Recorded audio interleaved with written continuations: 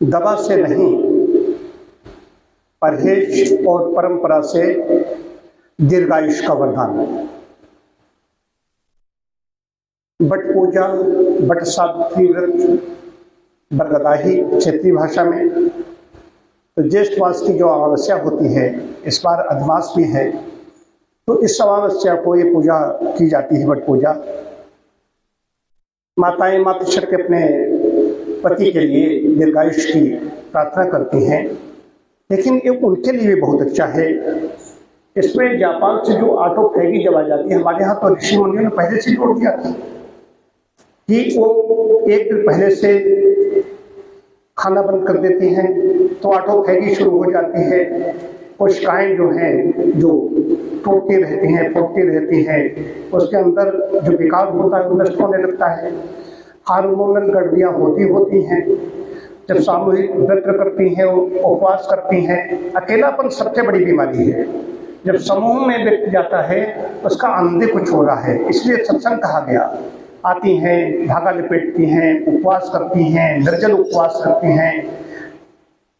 बरगद ऑक्सीजन की फैक्ट्री है। एक बरगद का मतलब है कई ऐसी।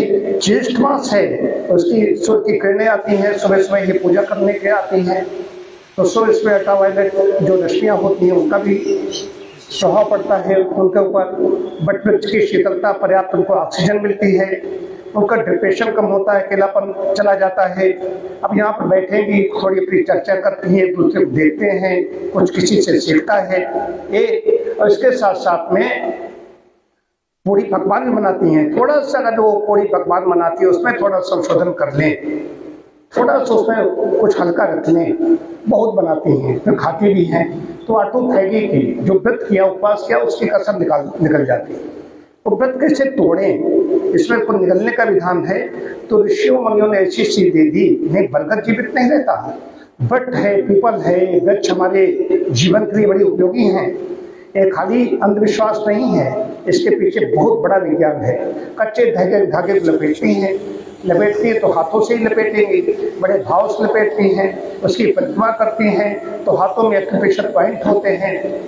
एक्यूप्रेशर पॉइंट होने की वजह से वहाँ पर भी उनका प्रेशर पड़ता है। लपेटती हैं, दबाती हैं, खींचती हैं, ये सारे सब कुछ है। उसको चंदन लगाती हैं, बंधन लगाती हैं, तो हाथ पर भी। तो ये सब मन से संबंध इसका। प्रसन्नात्मेन्द्रिय मनः स्वस्थिति विधीयते। तो यहाँ पर जो भीड़ होती है, उसके पीछे यही चीज है कि हर जगह आजकल बरकत कहाँ है। लोग शाखाएं ले जाते हैं, शाखाएं तोड़ने के पक्ष में नहीं हो। जिसकी तुम पूजा करते हो उसी शाखाएं तोड़ना शुरू कर देते हो। बड़े बड़े लोग हैं, तोड़ ले जाते हैं, और विचार विहीन लोग हैं। बट वृक्ष के पास जाकर के पूजा करो। ये हमारी सनातन संस्कृति पे नहीं है, लेकिन बीच में ऋषियों बनाया कि ये आगे कालांतर में, जैसे कि अभी ये मामला चल रहा है कि ईंधन बचाओ, पेट्रोलियम पदार्थों की रक्षा करो, कम से कम उपयोग करो। ठीक वैसे ही हमारे तत्काल ऋषि मुनि हैं, वो दिव्य दृष्टा हैं, वो जानते थे कालांतर व्यक्तिगत आलस प्रवाद भर जाएगा। जब शुद्ध परंपरा में लोगों ने सुन करके याद करना बंद कर दिया वेदों को, तब पुस्तक रूप में आया। जीके में भी पढ़ाया जाता है कि ऋग्वेद सबसे प्राचीन ग्रंथ के रूप में बना, पुस्तकाकार बना। ठीक वैसे जानते थे कितना आलस प्रांत रह जाएगा, ये तो प्रकृति ने हाथ में ले रखा है। बरगद और पीपल आदमी के लगाने से नहीं चलते हैं, कहीं खरीद लाए लगाने आकर अलग चीज, लेकिन पक्षी के अंदर से ही। ये बड़ा विज्ञान है वनस्पति का। उसके अंदर जाकर कहीं पौधा गिरता है, नीचे लगाने पर नहीं चलते, और कहीं छत पर, कहीं ऐसी जगह गिर जाते हैं, कहीं अपने आप उगते रहते हैं, बड़े बड़े विशाल रूप लेते हैं। तो यहाँ तो हमने बरगद एक ये लगा हुआ है, बड़े बाहर लगाया है, ये तो हमने नहीं लगाया था, पहले से था, और उसके बाद वहाँ हमने लगाया। कई बरगद मैंने तैयार किए। जीवन में बट वृक्ष लगाएं, ये सब लोग नहीं लगा सकते, जो सक्षम है वो लगाएं। और इसकी पूजा का अर्थ है कि सुरक्षा के घर स्वयं के लिए भी है, बरगद की रक्षा करना है, ये संदेश देना चाहता हूँ। तो ये बट वृक्ष की माताओं के द्वारा जो पूजा की जाती है, तो बरगद नहीं तो बिल्कुल बेकार समझ लिया जाता है। भाई किस काम में, बट को हम लोगों के लिए भी एक में संविधा इसकी कही गई है।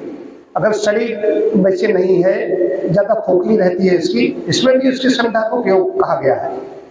तो इसके बड़े गुणधर्म हैं। और विशेष बातें बताता हूँ, ये वनस्पति में आता है, फलैर वनस्पति। पुष्पैर्वनस्पत्याः फलपाकांताौषधि प्रतानैर्विरुद्धा फलैर्वनस्पतिः।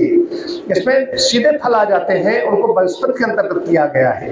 ये वनस्पति के अंतर्गत आता है, इसलिए अत्यंत उपयोगी है। पीपल है, ये बरगद है, और भी इस तरह के अंजीर है, इस तरह जिसमें पुष्प दर्शन के बिना आ जाते हैं, ये वनस्पति के अंतर्गत आते हैं। तो माँ सिर्फ पूजा कर रही है, करती रही आ रही है।